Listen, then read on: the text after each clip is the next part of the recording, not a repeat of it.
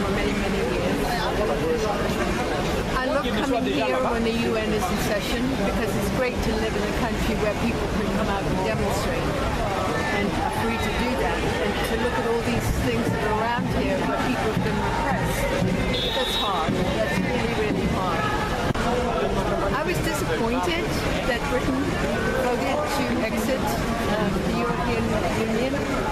I think it's very good for trade, for people, and so on. So I'm disappointed. Actually, I think a lot of British people were surprised that Brexit won. How they're going to get out of it, that's another question. It's at least 2 years to get all the programs together to get them out. So maybe something will change at that time.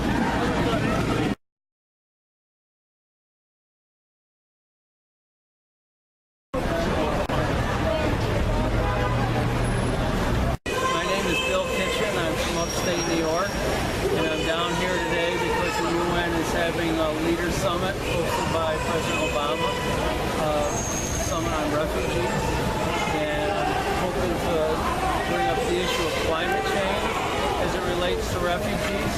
Climate change has already created a lot of refugees, and it's thought that it's going to create a lot more if we don't get a handle on climate change.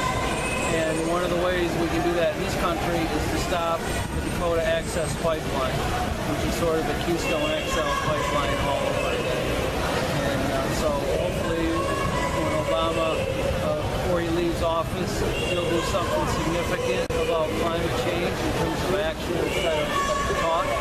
And he'll make sure the Dakota Access Pipeline doesn't get the biggest pipeline ever out of North Dakota. Almost as long as the Keystone XL pipeline, about 7 miles short. Terrorist state cannot answer such a question because they know quite well that any real definition of terrorism will include and implicate them. Hassan Rouhani one of them. Hassan Rouhani is the master of terrorism, who represents the ultimate terrorist regime in the world. And like with the Shah regime, as a different approach, they describe them the actors of the evil, and this is the right word he says about those people. Most have killed hundreds, thousands of innocent people. They come to attend the United Nations meeting in attempt to discuss the blame and plead their crime.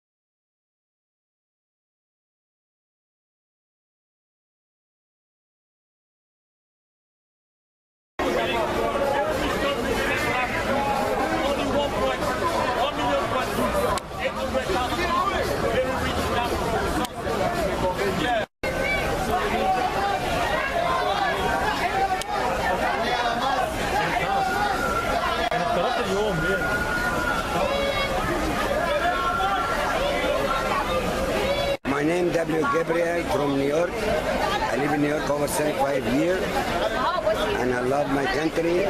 The only thing I would love to everyone, in all Egyptian, you understand me. Coptic doesn't mean is Christian. Coptic is a word long time from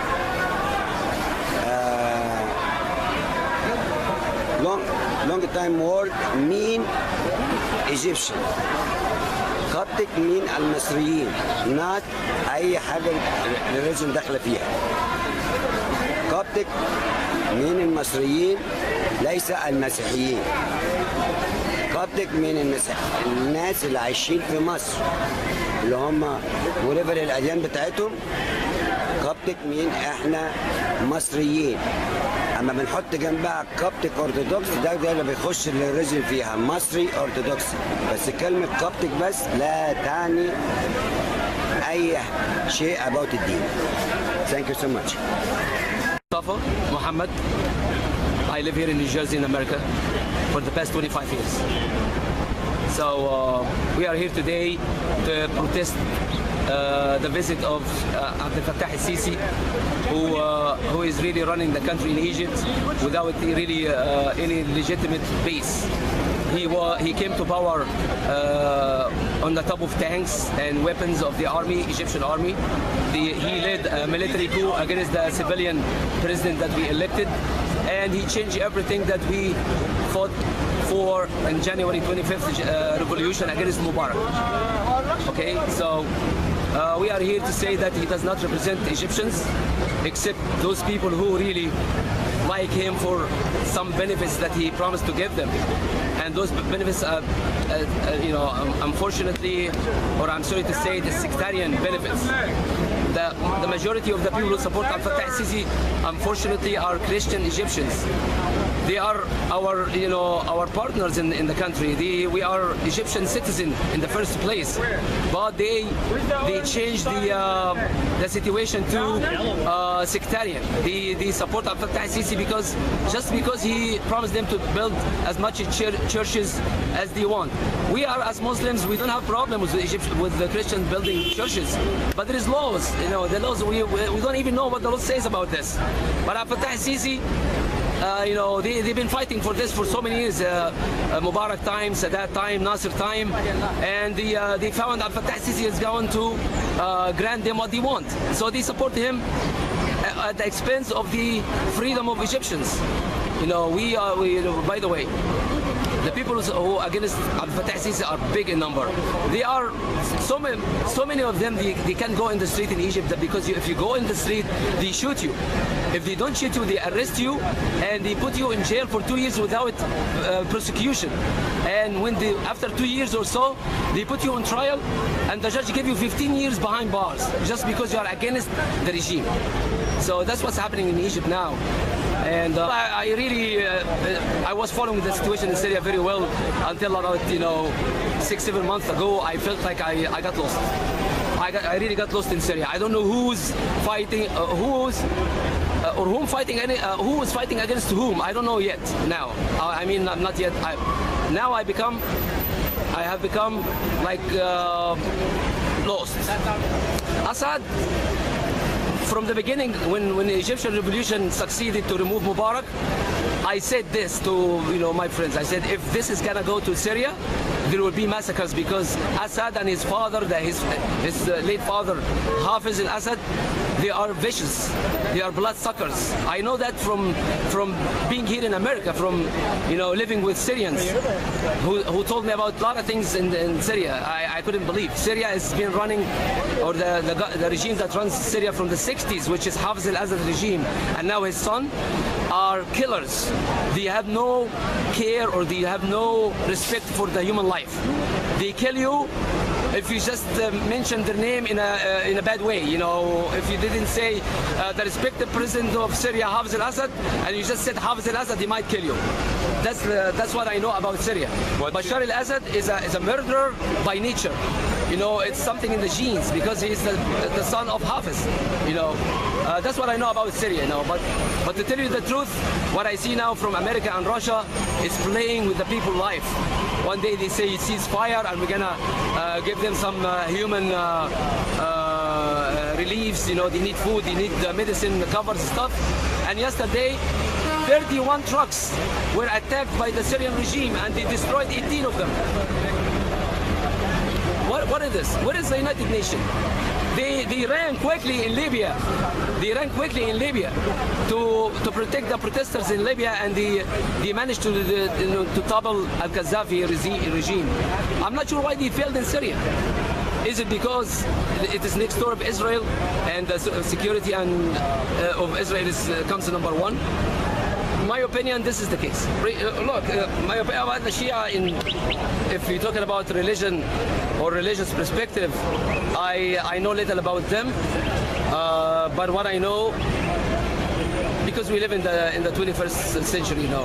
Everyone has the right now to seek what he believes in. If they believe that they should rule the Middle East, they gotta work for it. Israel did. Israel did, and they succeed. Israel, they came to Arabia, fleeing from Europe, from persecution in Europe in the World War II, and they found a safe haven in Palestine. And all of a sudden, they took all Palestine. They swallowed all Palestine now. Well, look, America. Well, you know, I live in America. I'm an American citizen. America seeks to control the whole world, and they succeed. Everyone has to do whatever he wants. You know, I can't blame Iranians to seek a prestige between the nations and but you know, to do that, you know, killing people, that's not right. And unfortunately, America is doing this. You know, America to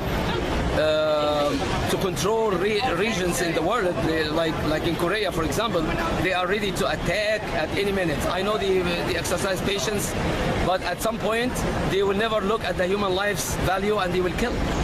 It happened in Afghanistan, Hezbollah in Lebanon. Also, Hezbollah, like everybody knows, he's an ally to Iran. And that's it, you know. Hezbollah, we all know he's the biggest ally of Iran in the area. And Iran, like I said, they have their own ambition, and they are seeking, you know, to fulfill it, or to get there, to get what they want. Not sure exactly what it is, because sometimes I feel they are making a show against America, and sometimes you feel like America also making a show against Iran, and at some point they see them like they make deals, and you know, there was free, you know, their assets in America was frozen for so many years, for decades, and now they let it go, and now Iran took their money back, and they're doing business now with America. So you know what? Hezbollah, whatever. There is no friendship forever, and there is no enemyship. People can be friends today and allies, and the next day they can be enemies. It's all based on interests. That's the world we live in now. So the Houthis in Yemen, well, this is sectarian. We're talking about sectarian in countries, and the sectarians are really the card that everybody play on it.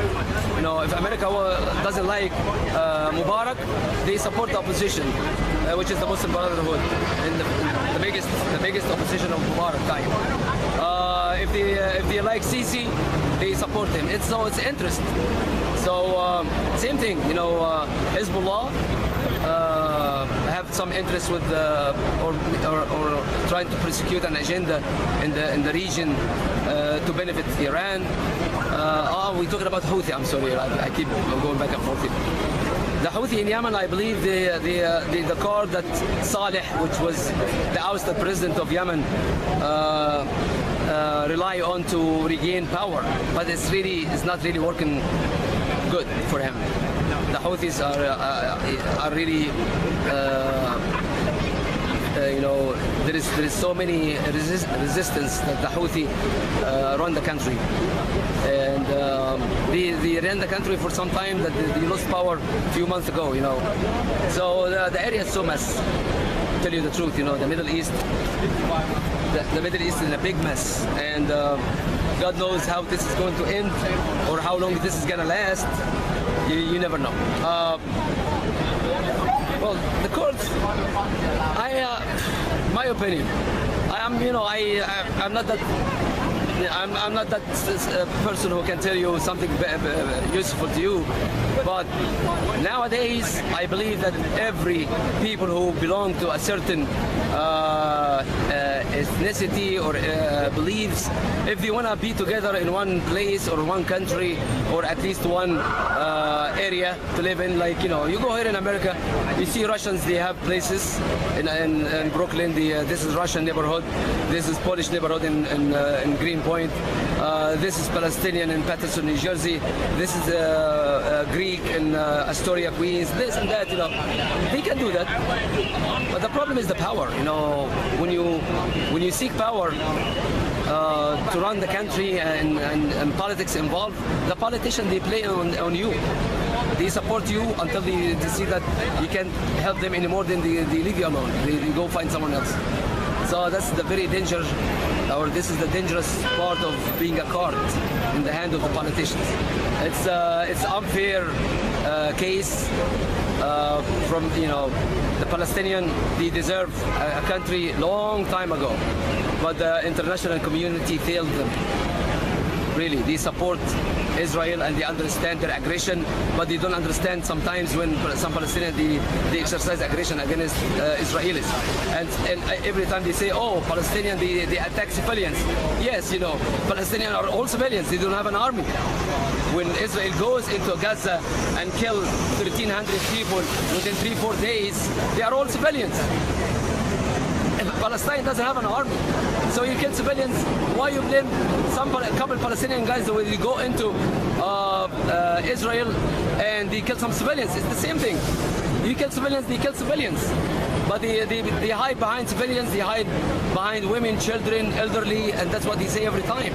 And we have seen tens, if not hundreds, of children in Palestine. They were murdered, and they were trying to collect a body of one of them. It was very tough. It was very hard to collect one body of one child. So this is gonna go. I think the struggle between or the struggle of the Palestinians to regain their rights is gonna go for a long time, as long as the international community does not really do its job. Hi, my name is Omar Abukar. I am an Egyptian American, and I pretty much grew up in New Jersey. What's my opinion on the situation in Egypt? So basically, about 3 years ago, the first elected government was overthrown by the military, which had basically a tyrannical regime going for like the past 50-60 years. And when that was overthrown in 2011 with the 25th of January revolution, we actually had our first elected government, and it was a popular government. And what happened was the previous supporters of the regime, the military regime, they had conspired against this elected government, and they overthrew them. So we're here today, 3 years later. We've been here practically every week or every 2 weeks, at least every month, making sure that our opposition is heard and making sure that our voice is heard, and we condemn the current actions of the government. We condemn the mass executions. We condemn the extrajudicial killing of protesters. We condemn the 40,000 political prisoners, and we're here to voice our opposition, like I said, what's going on in the current Egyptian government. So the situation in Syria is probably one of the largest tragedies. It kind of is a symbol of our failure as a human race, that we have such instability and such chaos. You have so many deaths. Over hundreds of thousands of people have died in Syria, and the world is largely silent. You have governments playing all these power plays, supporting all these random factions which go on and commit murders and commit massacres that we then have to come out and try to act like we had nothing to do with. But you also have all these people in all these cities that are besieged by the Assad government, all these people that haven't had aid in years, all these people that are dying practically of hunger, people that don't have medical supplies. So I think, and now with the current rhetoric that you have with the politicians of the world, is sort of kind of unite with the Assad government and to oppose ISIS and stuff. But we have to remember that as much as we oppose ISIS and oppose their crimes and all of that, we also have to oppose the Assad government, who has killed over tenfold the amount of people that ISIS has killed. So it's not necessary. So I object against the genocide by all sides and the mass killing by all sides.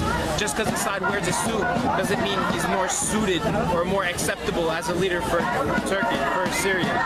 The Iran-Shia government for like the past 20 years, they've been trying to get control in the Middle East. They've been supporting militants like Hezbollah, trying to push for control control in the Middle East. Again, like I said, they have the current Iraqi government. They have Hezbollah supporting the Syrian regime, again trying to take over or trying to regain control of Syria.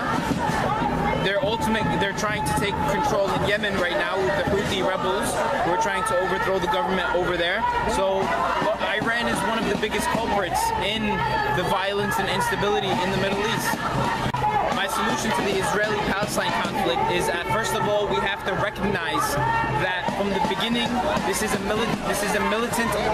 military occupation of a people. That context is completely left out of all discussions. We're talking as if, oh, it's violence, oh, the Palestinians are shooting rockets, or Israel is retaliating. We have to understand that from the beginning, before we even discuss why, you have to understand why there is so much tension between these two groups, and that's because the Israeli government is essentially taking the land of these people, kicking them out of their lands, and it's an occupation. It's an occupation of their territory. They control everything that goes in, from construction materials to food. It's a complete occupation on the land, and then every day you have settlers, especially in 2016, settlements have rose up. So how could you possibly think that the Israeli government could intend peace when they continue to take the lands of the Palestinian people and grow their settlements? That doesn't make any sense. This is an ethnic cleansing, and we have to understand the context of the situation before we even begin addressing the possible solution here. My name is Nabil Salim. I'm here in America as American citizen since 1980. I love this democratic country. I lived the real election every 4 years to choose up our president, and I would love to see that all over the world, especially in my own native country, Egypt. And it was once in my life, I'm 68 years, to see a real election, and we have a civilian engineer. Dr. Morsi was elected as a president. In 1 year, the army make a coup against him and put him in jail for nothing after he been elected. And I would love to see the democratic country support the Egyptian people to have the right to elect the president, not to be by the army. And you could see that all the Middle East has to be the king or army control. Is not even civilian elected president to be controlled.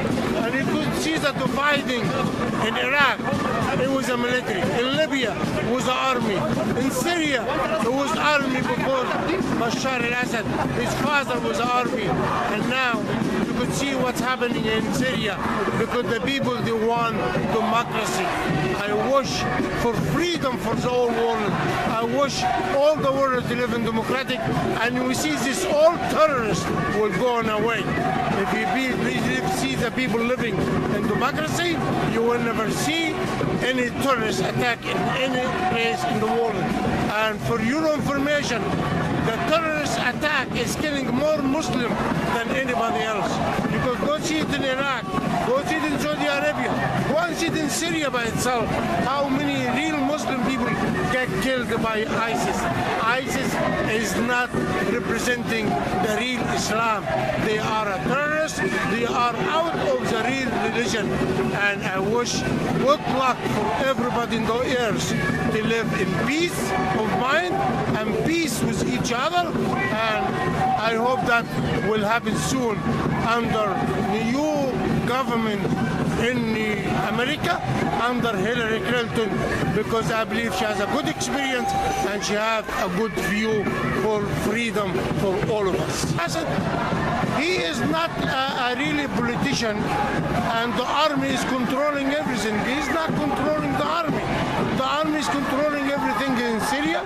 This is what you see, the dividing and the killer and bombing and kill innocent people. You could see child, little kids, 3 years old, is being bombed by a rocket of the army. Bashar al-Assad is not controlling Syria. Who's controlling Syria? The army and Russia today. And this is the shame of our army is not stand up to stop this aggression against a civilian in Syria. Shia is part of the Muslims, but America opened the door by President Bush.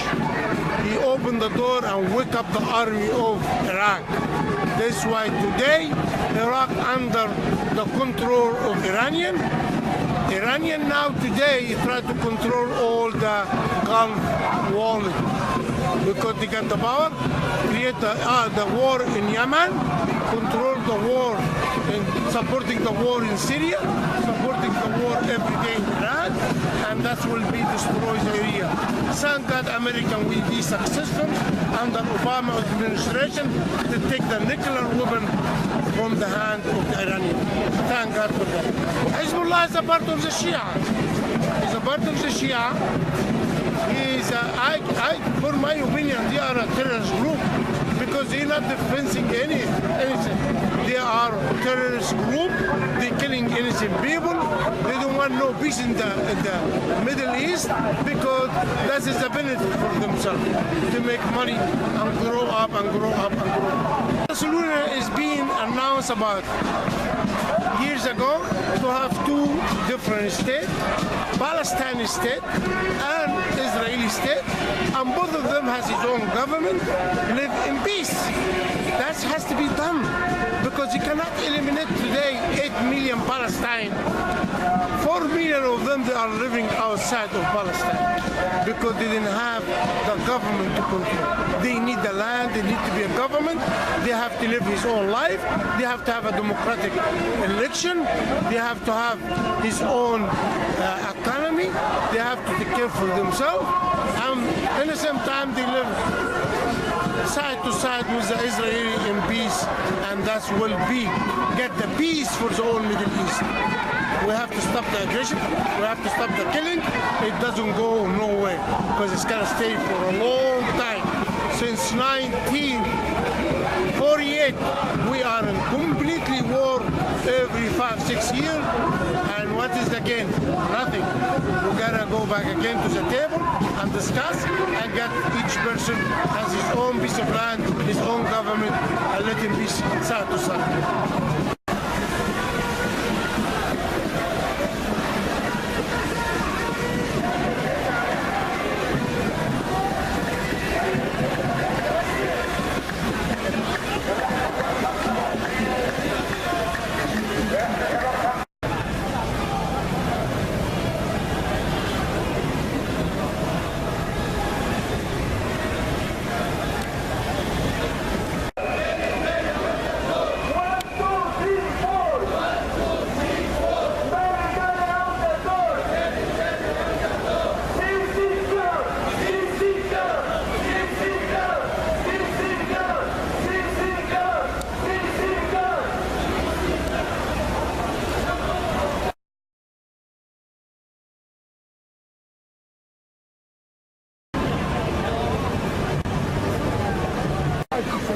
My name Abu Karim. Thank you. Okay, the Syrian president, he is terrorist, and if you're talking about the Kurdi not terrorists. The Kurdi, they are part from the Syrian people, and the Shiite also not terrorists, but the Iranian government, they are terrorists. But the Shiite, they are friendly with all the people in the Middle East, and no Shiite terrorists. Shiite and Sunni the same, not any different. They have the same belief, the same Muslim. The only terrorist, the Iranian government and Assad. Russian government also terrorists, and Hezbollah in Lebanon terrorists, but no Kurdi terrorists, except the Kurdi, they call them Free Syria, Syria al-Hurra in Arabic. These people, I don't think so, they are Kurdi, nothing to do with the Kurdi, these people, all what they're looking for themselves, and I can count that prince to be a terrorist. Ahmed Isfar. situation in Syria is, as we can see and we know and we hear, but it's known to every Syrian and every free conscious person in the world that at this moment it's an occupation by Russia and Iran and Party of God and the Iraqi militia. So it's really horrendous crime against humanity, against children, women, elderly people. The problem is not the Shia in Iran, it's the Shia who are converging with the Assad regime on the Syrian people. Those like Rouhani, Khamenei, those are like George Bush called them the axis of evil. And it's very true, they are the axis of evil. I mean, no, these people are Shia, but they are with us. Same, we have the same plight, same trouble, same consciousness to defend the people. Israel is an occupying country. Palestine should be free. Israel was created in 1948 by the British. And the Palestinian people facing what the Syrian people facing now, but they have they're fighting for the freedom for like 70 years now. And they should be free.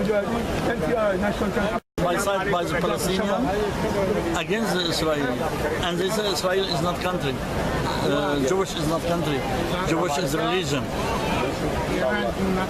Whenever there is innocent people casualty, no matter who's doing it, we cannot stand by them. Of course, the media escalate things, and nobody gonna there is too many factions from the Kurds. Some of them working for their own people, some of them working for their own interests. So they really would know better, the Kurds know better, or the Turkish knows better to express how this matter is going. But as long as there is innocent civilian getting hurt, no matter which side, it's terribly wrong. I cannot stand by the people who are inflicting humanity pain. Hi, my name is Bassam al-Shamma. I live in Falls Church, Virginia. We came here to demonstrate against the Syrian regime and against the Iranian regime, Mr. Rouhani, who is supporting the Syrian regime to kill the civilians in Syria with all kind of weapons, including mass weapons and chemical weapons. And unfortunately, the government of Iran and the government of Rouhani is supporting them by money and by weapons. Bashar al-Assad is an evil dictator who is attached to the seat of power, and he doesn't want to give it up because he's benefiting from it, and he's treating Syria like it's his own farm that he inherited from his dad, because his dad ruled Syria with an iron fist for almost 30 years, and then he died in 2000, year 2000, and then his son inherited Syria as if it's their own farm and they can do whatever they want with it. When people said that's enough in 2011, they had a peaceful demonstrations. They beat them up, they detained them, they killed them, and so far we have lost at least 500 civilians, 500,000, I'm sorry, civilian in Syria. There's at least 400,000 detained. There's at least 700,000 who disappeared. There's 4 million refugees outside Syria. There's almost 8 million displaced people inside Syria. And half of the population of Syria lost their homes. Over half. It's such a small country. It's only 23 million. And 12 million people have been displaced. Like I said, 4 million outside Syria and 8 million inside Syria. And this evil butcher of Syria, with the support of Russia and Iran, is still bombing civilian areas every single day as we speak. We are losing a civilian every 4 or 5 minutes. And the clock is still going. And we came to say something to the United Nations, even though it's not going to make any difference, because everybody is settling scores inside Syria. You know, whether it's Iran, whether it's the Gulf area, like Saudi Arabia and Qatar, whether it's Russia, who wants to be an effective power element in the Middle East, or whether it's the Turkish government, whether it's the Chinese government, all of them, and Iraq, of course, and Israel, and the United States, of course. So Shias, in general, they're one part, one sect of Islam, but the specific imams, and I'm talking about the ruling regime in Iran, those imams, they consider themselves are better than the prophets, better than the angels, better than the messengers of God. They really, literally give themselves a status above those, you know, prophets and messengers and angels, which give them the power to pontificate and dictate and tell people what to say and what to do. And that's how they are using it as a dictatorship, but in a religious name. They're giving it a religious name. They're ruling and dictating a big dictatorship in the name of Islam. We're not allowed in Islam to have a dictatorship. Two-state solution. You can't deny the Israelis. You can't deny the Palestinians. These are people that exist on the earth, whether I like it or not, whether they like it or not. We have to live together. We have to coexist with each other. We are all human. We are all people. We all die and leave this earth. We might as well make a good use of it, you know, these 60, 70 years that we're going to live on this earth. But Israelis are there, Palestinians are there. You don't want to recognize them, you make it difficult for everybody. You make it difficult for them, you make it difficult for yourself. Kurds is another minority, and it's another human being. They should be treated with respect, just like everybody else. They should be treated with self-determination, the right to self-determination, the self-ruling if they want to rule themselves. But they cannot dictate on other people if they don't like other people to dictate for them how they should live. So democracy should apply to all. The right to live should apply to all. The right to exist should apply to all. Human rights, basic human rights should apply to all. Whether you rule me, whether I rule you. That's what's nice about the system in the United States. You got the right to rule for 4 years. Then you run another election. But then that's it. You can't have it forever. You're not better than everybody else. Comprehendo, amigo?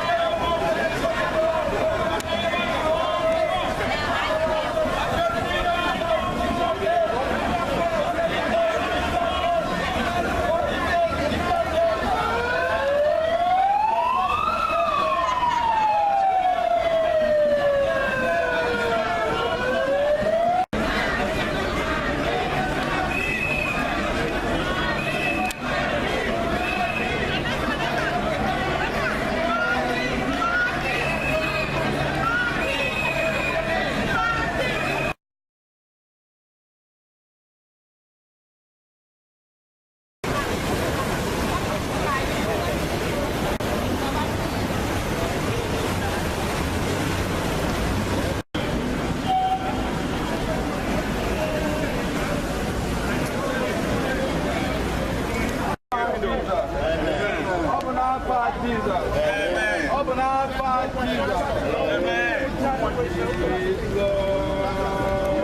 see this logo?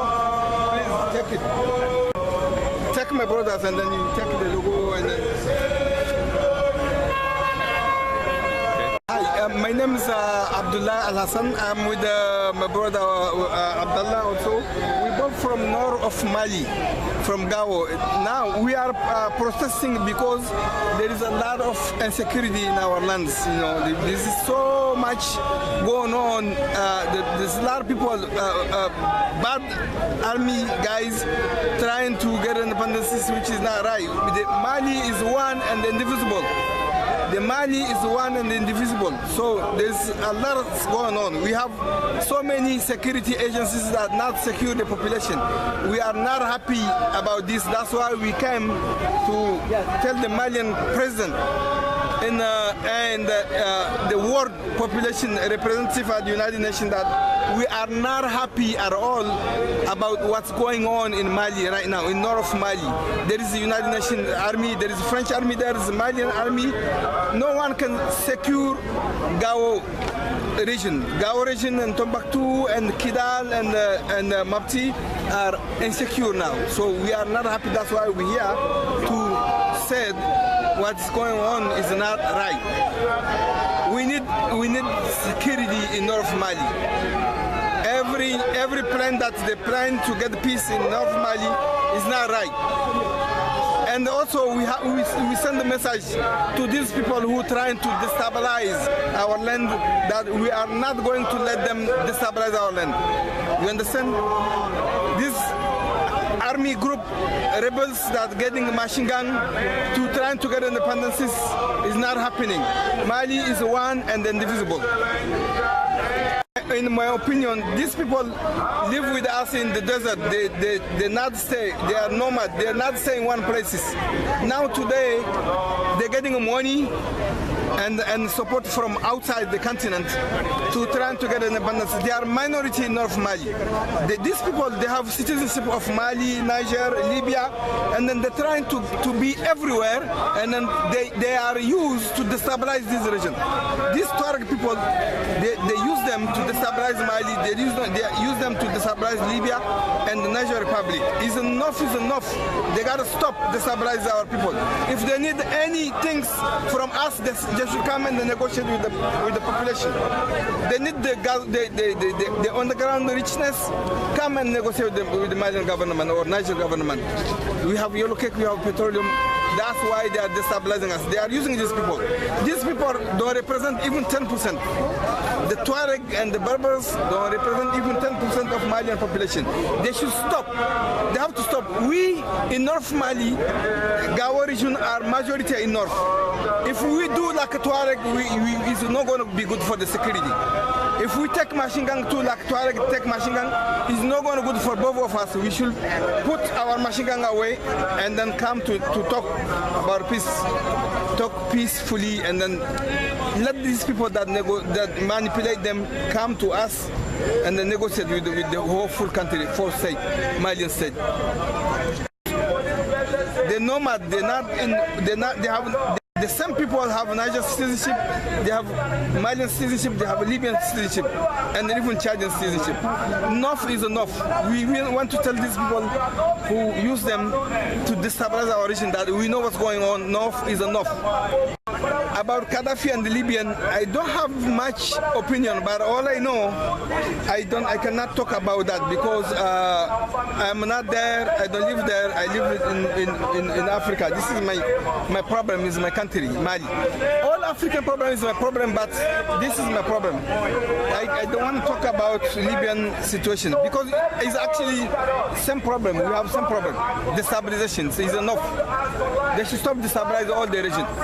You know, Gaddafi, I don't want to talk about his issue. My issue is Mali. They should stop destabilizing my country. That's it. Gao Lama is an organization of friends and parents around the world, people from Mali around the world. They organize themselves to help develop their lands and then also stop insecurity in our land.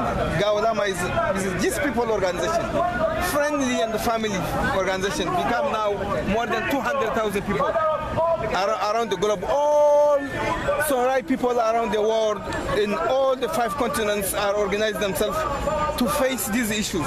We are in America, we are in Europe, we are in Japan, we are in Russia, we are in China, we are in all of Africa and in Australia. So everywhere where people from Gao is one of the north capitals, and the Tombouctou, Gao, Tombouctou, Mopti and Kidal come together to try to organize it and then find solution for these issues. Because our Malian government look like sleeping. It's like they're sleeping, they're not taking care of the situation. I cannot talk about the United States and West. The United States is very helpful to all the countries. The United States, they help us, they help all people of the world. I'm today U.S. citizen. This is my country. I'm proud to be here and I support here. This is my first country today. Any other countries become my second country. I'm U.S. citizen, and then therefore United States is my country. United States is my country. I don't have nothing to say about the Western. All I have to say, I will say that to these people that in my country, the Tuareg people, we're trying to make peace for them, for their benefit and our benefit. Not Western, not European. I don't have nothing to say about the United States. All we say, thank you to the United States to allow us to be free, come in this country and be in a free country. That's what I have to say about the United States. We are proud to be here and we are proud of America. God bless the United States of America.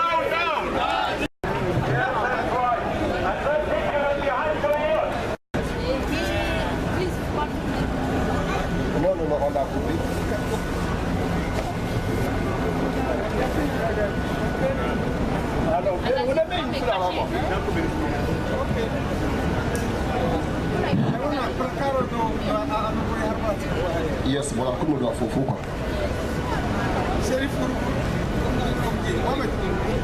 Il faut que voilà comme la tête de la tchéou. La tête.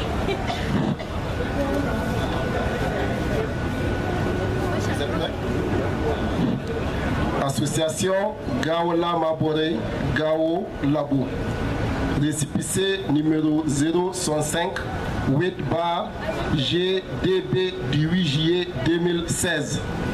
Lettre ouverte numéro 3 au président de la République du Mali, son Excellence Ibrahim Boubacar Keïta.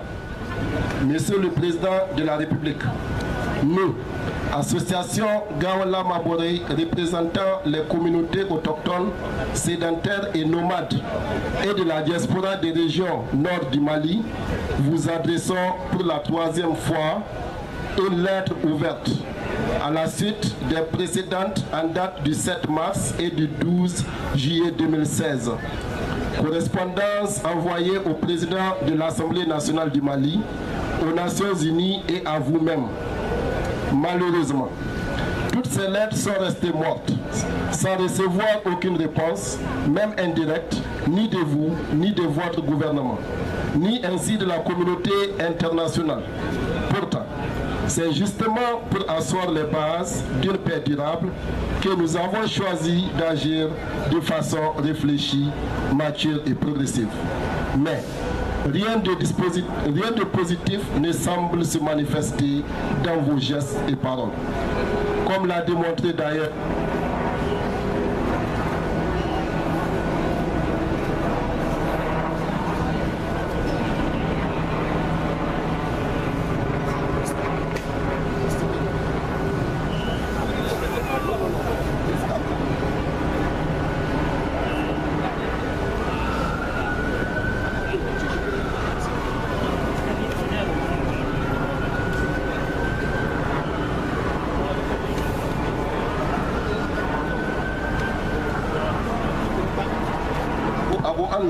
yes, ok.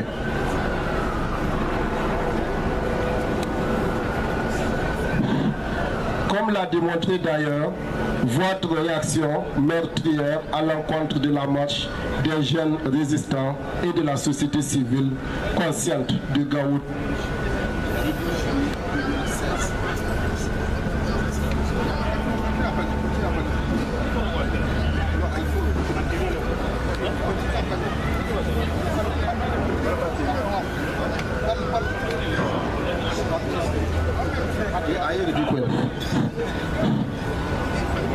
Ok, consciente du 12 juillet 16.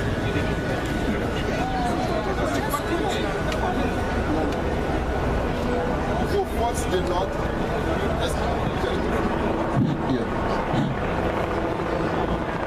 oui, mais il faut le dire. 2007.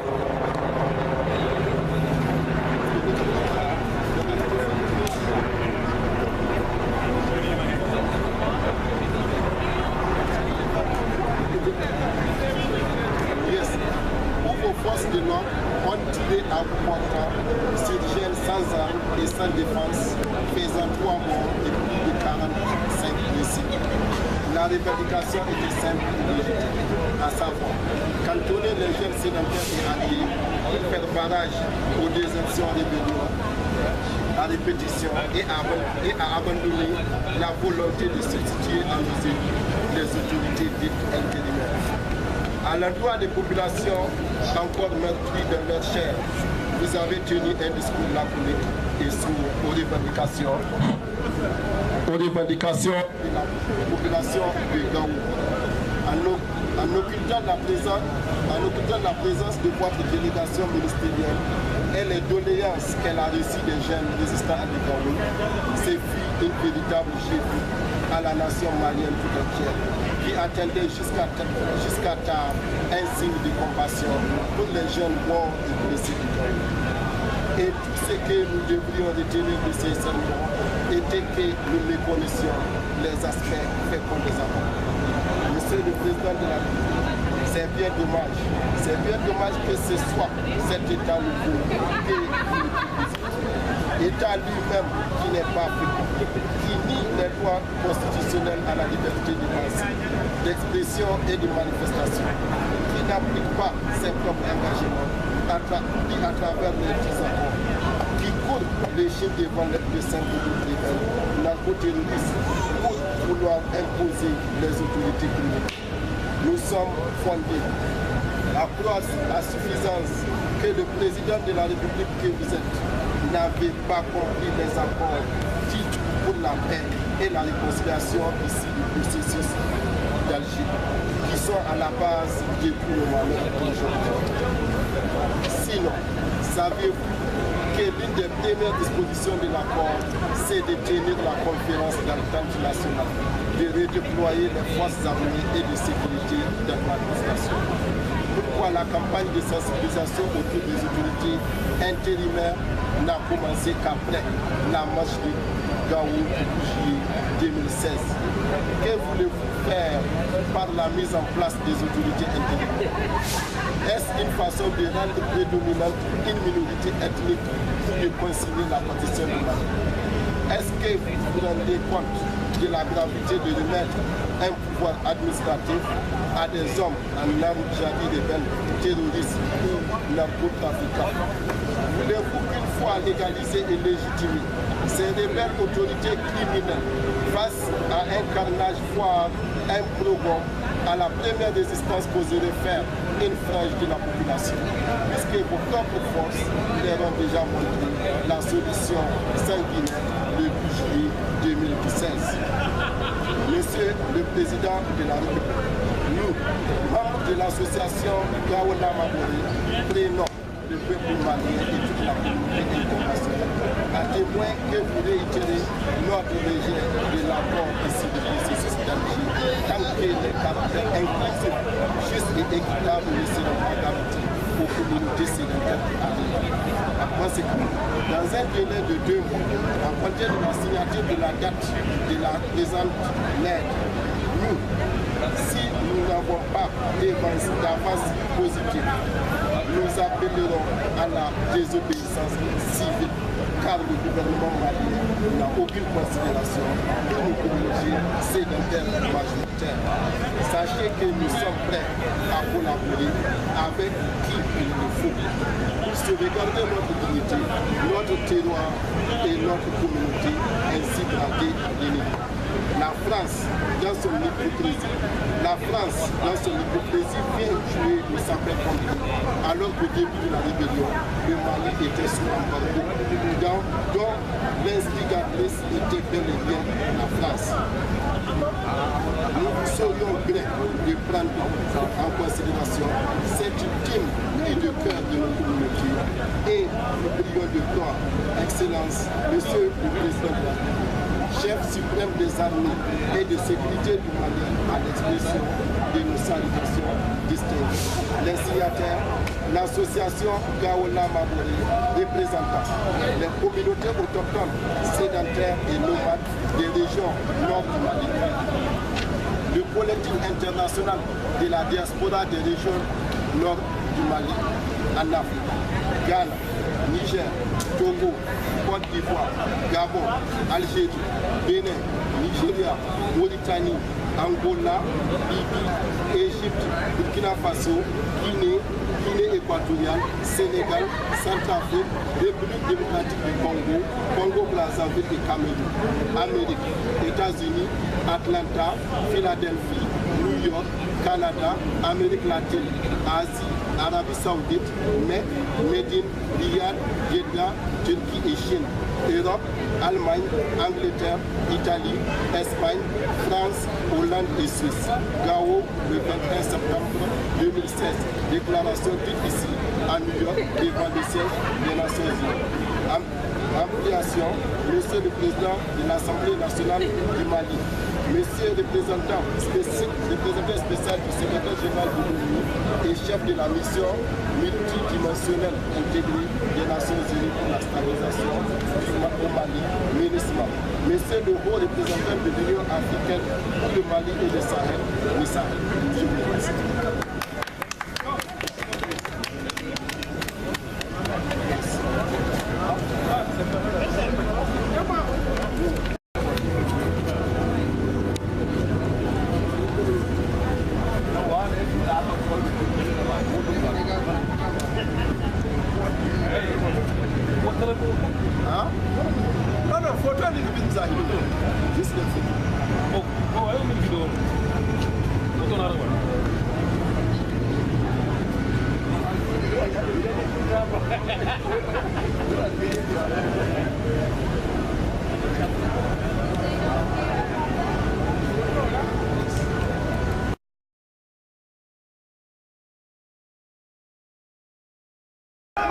My name is Marsha. I'm from Ethiopian origin. A youth citizen. We are here today.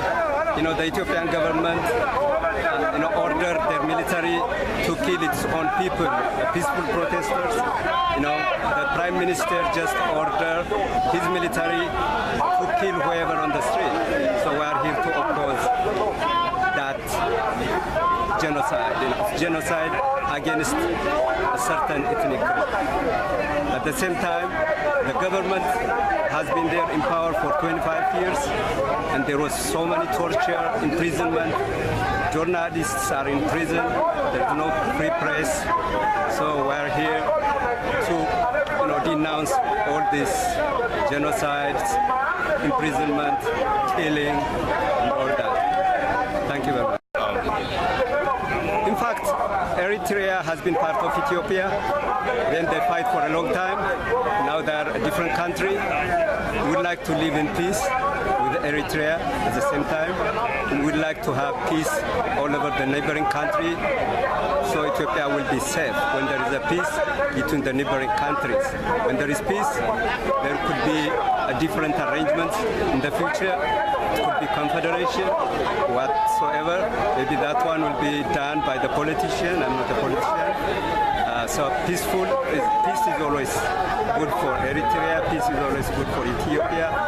Peace is always good for any neighboring countries. Yeah. Most of the regions in Ethiopia, including Ogaden, is part of Ethiopia.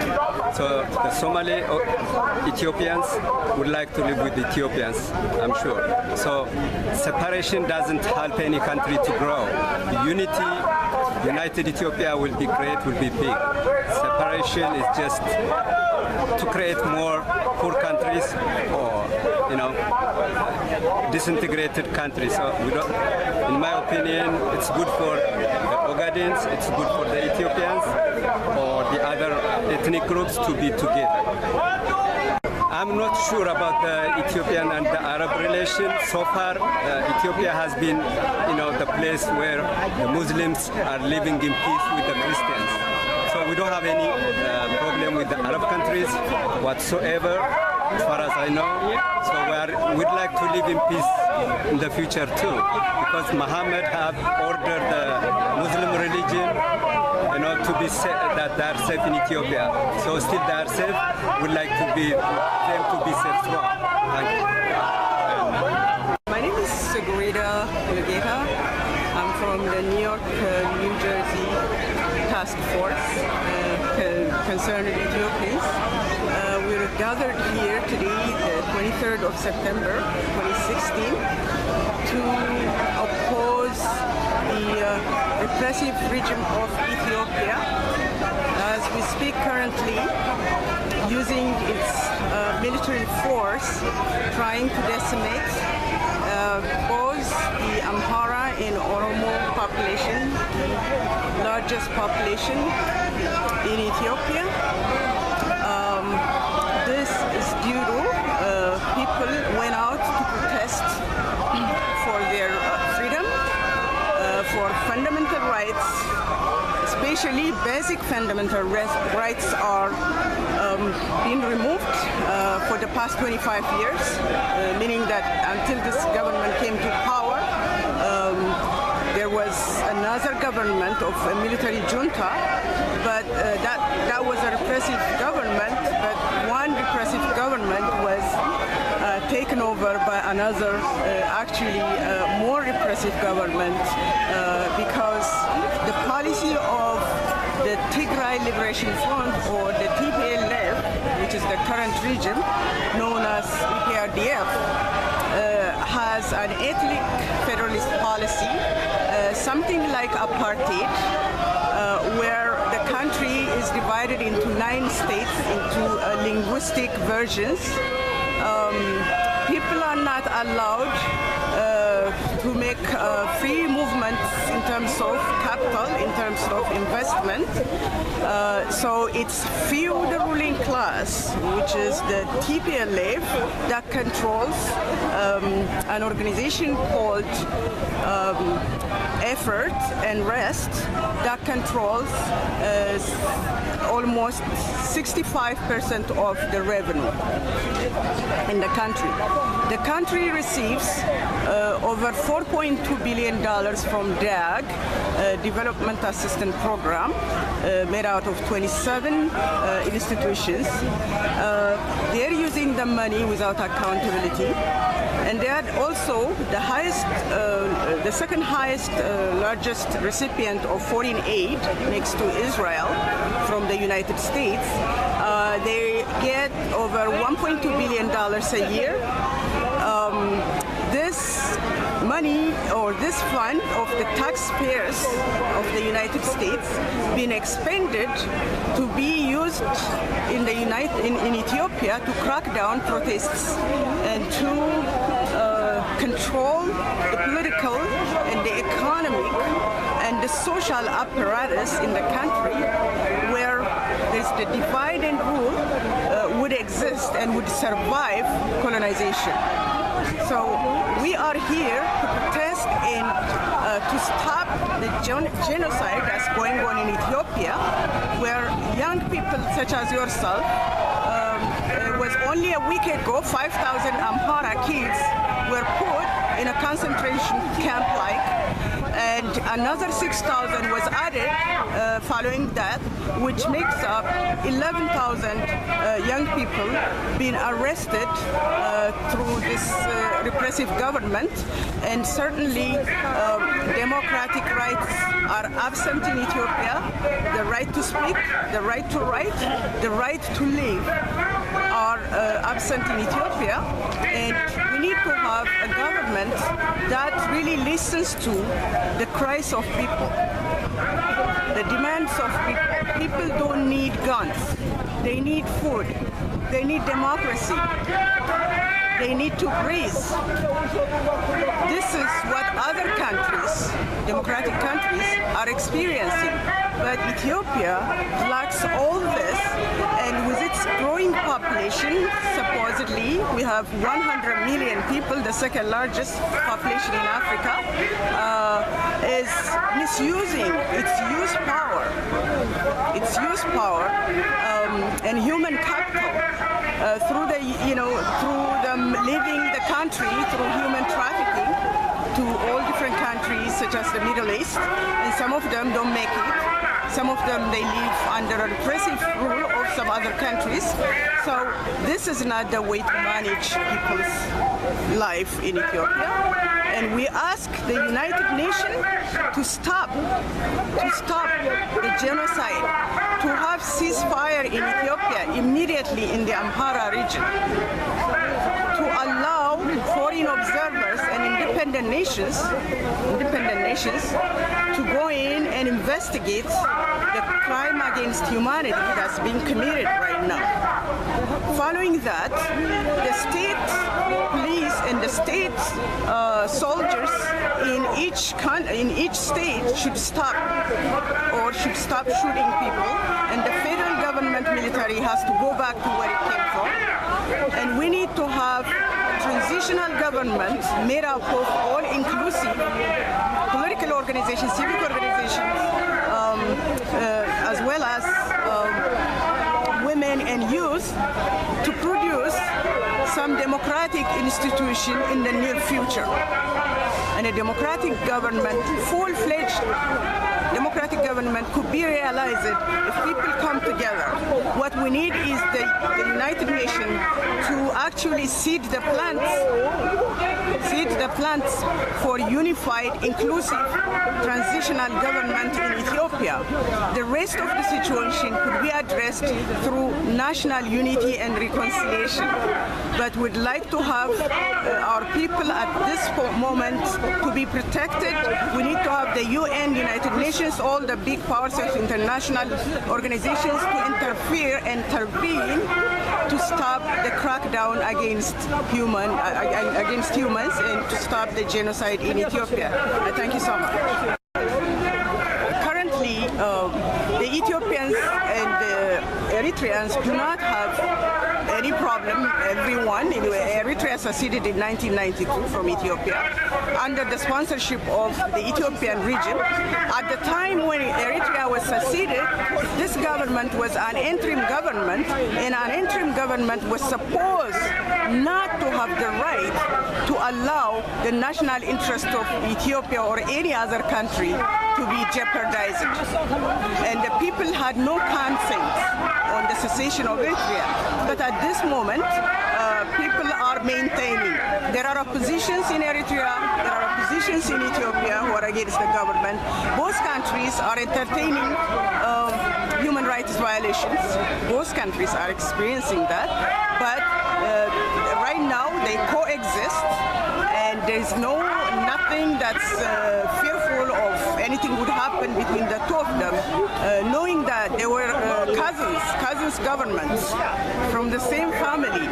And in the future, I would like to see the Eritreans and Ethiopians work together, come together, create some kind of balanced relationship where also Ethiopia would be able to have access to the sea, that's historically ours, which is the Asab port, and Massawa as well. But that's something that we have to negotiate and arrive into some kind of agreement. and we have no problem between the two people. And it is the governments that have problem with each other. Thank you. The Ogaden situation is a little bit complex. I'm from Diredawa. I have Somali friends. I grew up with Somali friends as well as a family. But there's one thing that I would not assume Ogaden to be seceding out of Ethiopia.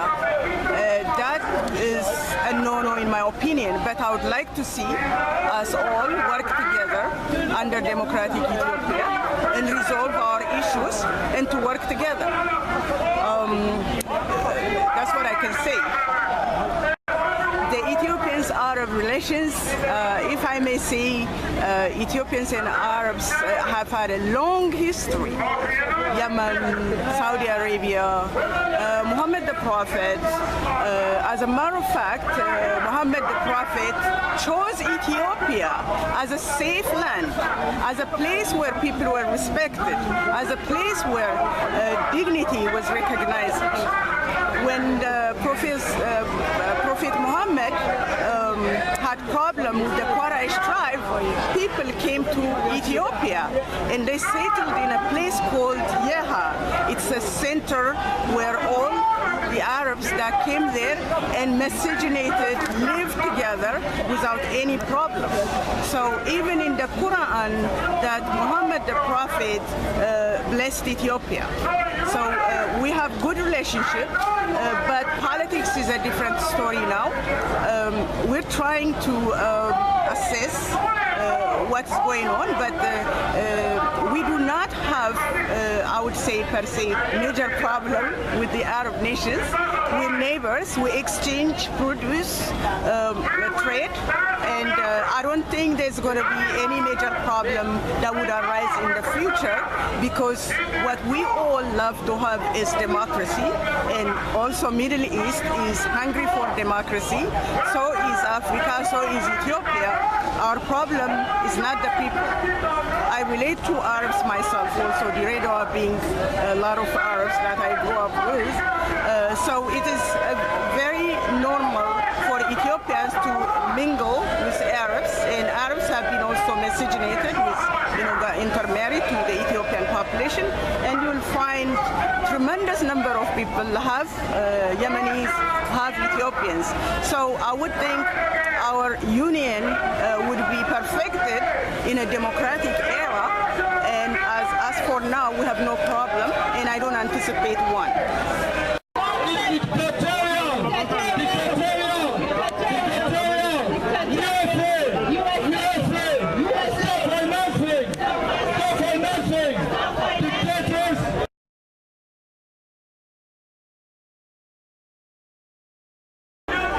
Okay, I'm from Mauritania, and today the Mauritanian community in New York, all over America, came here to express our thought about what is happening in Mauritania now and what happened in Mauritania in the past. My name is Sept Baila.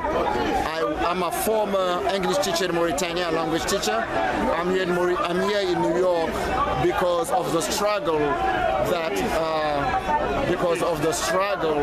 that the black communities and even the Arab communities are facing in Mauritania since the independence. From the independence, we have the different Arab leaders of the country who are mistreating the community, the black community and the Bidan community, even those who are of their own community. Why? Because we have a small group of army soldiers who are taking all the country in hostage. Now a country led by a General Abdulaziz, who is really putting everybody in jail. What we have is arbitrary arrest, extrajudiciary detentions, rapes of our sisters, our females, and also a policy of apartheid, a policy of segregation, and a policy of racism. What we're trying to do is to create awareness at the United Nations so that the international community be aware of what is going on in Mauritania. That is why through our posters you can see how many people were killed. You can see those people who were lynched. You can see the people who were hanged by army soldiers with the permission and with the protection of the government. So as human rights activists, we're here to react against that. And we are highly depressed, highly stressed out by the behavior of the ones who are supposed to be supporting us, but who are working with the government. We have no problem with the communities. We have no problem with the white people in there. We have no problem with the Wolof people. We have no problem with the Fulani. What we want is to help build a Mauritania of all nations where our kids and the kids of our kids can live freely with a policy without corruption, with a policy without slavery, because slavery is also developed in Mauritania, with a policy without apartheid. That's what we're trying to do. And through our posters, if you take a picture of them, you would see what we really express here. We have nothing against any community in Mauritania. What we want is a president who uses equal justice and equal society for all the Mauritanians, to be able to give them a chance and not to put a community on top of the other community. In short, this is why we're reacting against today. If Arabs and Berbers in general are just like the other communities in general. They're human beings. And when we talk about a community, we don't talk about a community as a group. We talk about a community as an individual. In every single community, we have some good ones and we have some bad ones. But what is happening in Mauritania is the leaders are Berber, they are Arab, and a group of Arab people are taking benefit from what the government is offering them, and instead of being with the community that is struggling for peace and justice, they profiting from the advantages that the government is giving them, and they're shutting their mouth. We are trying to create an awareness and tell them that what we're struggling for is for the kids and for the kids of the kids. What is happening is, if Mauritania continues in acting like that, if the government of Mauritania continue acting like that, they are the ones who are going to be the first victim, because this kind of behavior could lead to anything, even to a civil war. And when there is a civil war, people would not know who was with who. What we're trying to do is to avoid that to come. Now, what they need to do, the Arab community, which is with him, is to open their eyes and to know that the other people who are Arab like them are against the deeds and acts of the government. We are not saying at all that we are against the Arab community or the Arab community's behavior is against us. No. Unfortunately, most of the time when we do demonstrations, we do not see the Arab community. Why? They need to think about an answer. Thank you. World, the Libya, the Syria, Iraq, and other Arabic countries, I know that the United States and the coalition in general, the allies of the United States, thought getting rid of Saddam Hussein, getting rid of Gaddafi, getting rid of Hosni Mubarak would resolve their problem when it comes to their outside policy, meaning the international policy. But what happened is they see that they have created a situation beyond the control of the US. With the killing of those people, what happened is, with the killing of those people, what happened is we see fire night and day in Iraq. Fortunately, in Egypt, we have a strong leader who was able to control the Islamists. But in Libya, Tunisia is okay because of the mentality of the nation. They are very, very irresponsible. But in Libya, even the United States knows that Libya is worse now than when it was with Gaddafi. Why? Some countries do not know what is democracy. Some countries need a strong hand to control them. Every Libyan wish now that Gaddafi was the leader, even those who were against him, because at least he was taking care of everybody. Everybody was living peacefully. There was not terrorism in Libya, there was not something which was beyond the control, and also even the African communities that were used to migrate in Libya to try to get something to eat, now they're in jail in Libya. So that is why, being aware of that, the United States of America is trying to stop the war in Syria, because they know with the killing of the Syrian leader, America would be down. So that is the reason why people should, and Saddam Hussein had warned them in saying, it is very easy to start a war in Iraq, but it's almost impossible to stop it, and he's right. US and the coalition are not able to stop the war in Syria, they are not able to stop the war in Libya, they are not able to stop the war in Iraq. And the Muslim people who are extremists are saying the day that war is going to stop is where they set foot in the United States. So people just need to be aware of a situation like this. And when there is a fire starting in a country like Mauritania, the best thing for the United States is to try to give us an attention, pay attention to what's going on, to avoid coming at a very late moment. Of the Israel and Palestine conflict is not in the hand of the Israeli people and Palestinian people. It is in the hand of the international community. What is happening is, it's a business. A lot of people in America and all over the world are getting benefit out of that conflict, in selling arms, weapons, in selling munitions, in trying to be the justice, trying to do justice between the two countries. But as long as the two countries are in conflict, there is an international business going on. So what we're trying to say again is not to approach these countries as communities, but to approach them as individuals, human beings who have a religion, who have a faith, who have beliefs, and to look at the humanity part of the conflict, and to see that both in Israel and in Palestine, we have our sisters, we have our mothers, we have our kids who are very innocent, who have nothing to do with that conflict, and who are getting killed every single day. They need to be responsible. Stop thinking about the money they're making. Stop thinking about the wealth they're making out of the conflict, but thinking about the human part of it. The U.S. is backing Israel. Some other countries are backing Palestine. It's just because they're getting their own interests out of it. It is not really because they love them. So they need to be aware of the situations and stop being used. The two countries are just being used by the international community.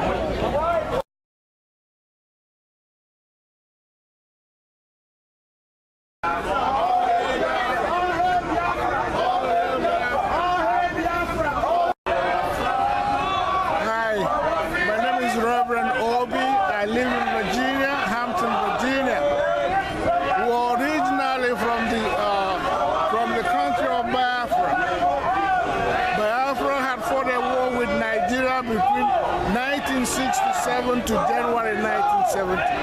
We were defeated in that war by the aid of the United States, Britain and Russia. You can imagine a tribe of people 3 world leaders had ganged up against. And I left the country of Biafra to come here with such an anger, because I saw the genocide of the Nigerian government and the Biafran people. They had murdered our people, they keep murdering our people. Very recently, the Biafran case surfaced. They are holding a Biafran agitator called Nnamdi Kanu in Nigeria now in jail, in Nigerian jail. Most of our people are getting killed. They are killing our people. Every day, they will send their DSS to go and murder people who demonstrate, who demonstrate without arms. And nobody's saying anything. Obama had sent John Kerry to go to Nigeria to see the caliphate in Nigeria, to make a decision on how to take our oil, the oil that is not in Nigeria, but is in Biafra land. And then they came here and told us, okay, we are American citizens. We're going to exercise our right to get what we want. Since the Democratic Party under Obama does not want to hear our case, he's in alliance with Buhari in Nigeria. We are going to vote Republicans this year. Unless they tell us that they want to hear our case. is all about. If you close your eyes and ears for Nigerians to murder our people and you tell us to keep our mouth shut, we will not shut up until we get Biafra and get out of Nigeria to go to a country where we will build like any other modernized or civilized country. Thank you for listening. Okay, we do not have any affinity with the Hausa Fulanis. They are up in the north who are on the eastern part of the country of what they call Nigeria. Biafra had been in existence before Nigeria. So we do not want to have anything with the Hausas. We have no cultural affinity. We have no social affinity. We have no spiritual affinity. We don't relate with them. They don't relate with us. All they are interested in Nigeria is to steal the oil money to boost their oligarchy governments. Okay? We are Christians. We are predominantly Christians. And the Hausa Fulanis are predominantly Muslims. Water and sand cannot mix. Biafra cannot mix with Nigerian Muslims. There are Muslims who are Christians. All these Christian countries should come to the aid of Biafra. Come to the aid of Biafra. Come to the aid of Biafra. That's all we've got to say. Thank you.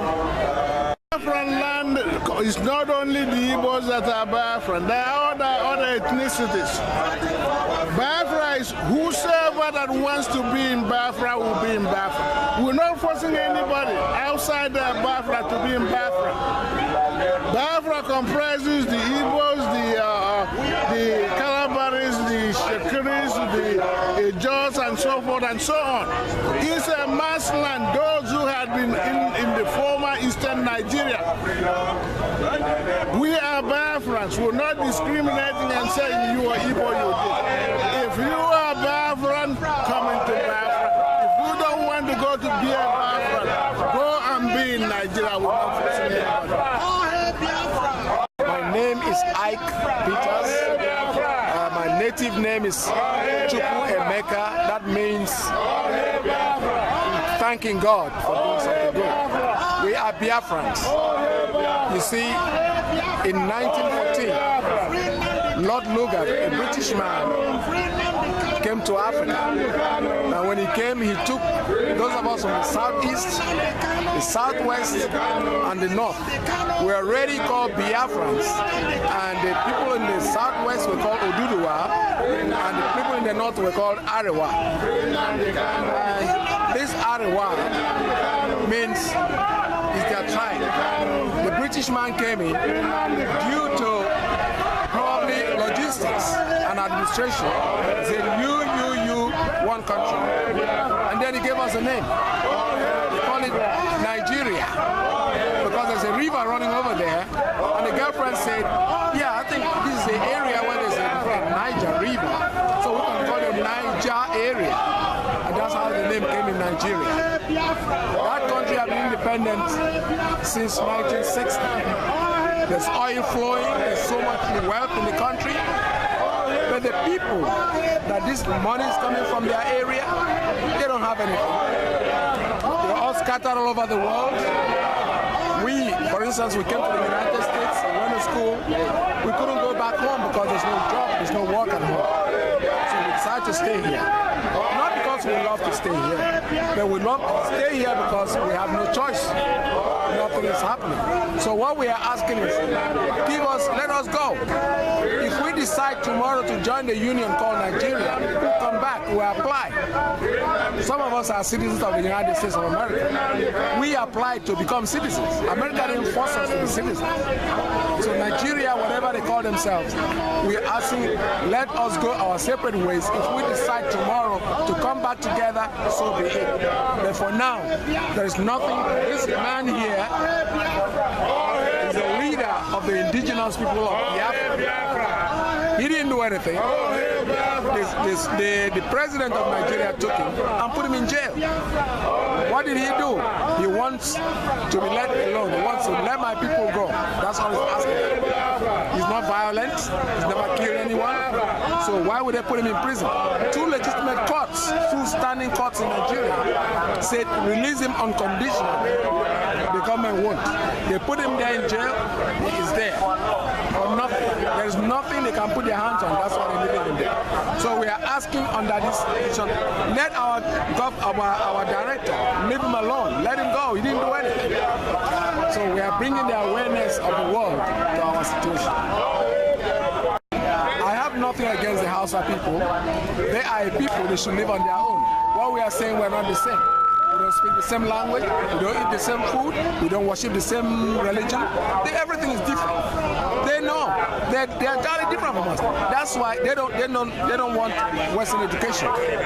So they don't go out. They stay at home because we are the ones that go out, go to school. We can't go back because there's no job. The work is given to them. I have nothing against them. What I'm saying is, leave me alone. I don't want to be with you. So you stay on your own. That's what we're asking. It's not very large. The Biafra occupies the southeastern part of Nigeria. There are different tribes there, different languages there. The Igbo language probably is one of the languages. It doesn't really necessarily mean that. You see, Igbo is not Biafra. Igbo is a language in Biafra. We have the Shekiris, we have the Ijos, we have the Urobos, we have Idoma. They're all Biafrans. So the people in the river Rhine that they call South Niger Delta. Niger Delta is not a name, it's just something somebody created. Those are all Biafrans. So what we are saying is, let us go. Let us go home. That's all. Yes to unity. Yes to unity. No to war. We are South Sudan. We are South Sudan.